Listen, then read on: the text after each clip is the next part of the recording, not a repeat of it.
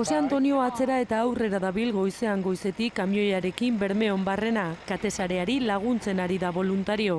Pues me anima porque el pueblo para mí me encanta, me hace mucha ilusión y además se lo merece. Katesarea herri ekimenak otsailaren 4an hasi zuen jakiak biltzeko kanpaina.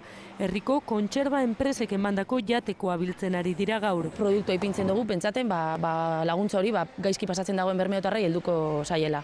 Katesarean 7 voluntarioari dira une honetan lanean. Miren Lurrek lan handia du egunotan guztia antolatzen.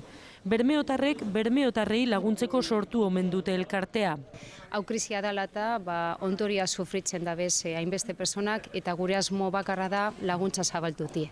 Udala, Caritas, Bizkaiko elikagaien bankuak, katesareak guztiekin dago harremanetan, guztien artean gizakate solidario bat sortzea baita helburua. Bermeoko saltokiak ere katesarearen ekimen honetan parte hartzen ari dira. Komertzio askotan honelako orgak jarri dituzte, nahi duenak bere ekarpena egin dezan.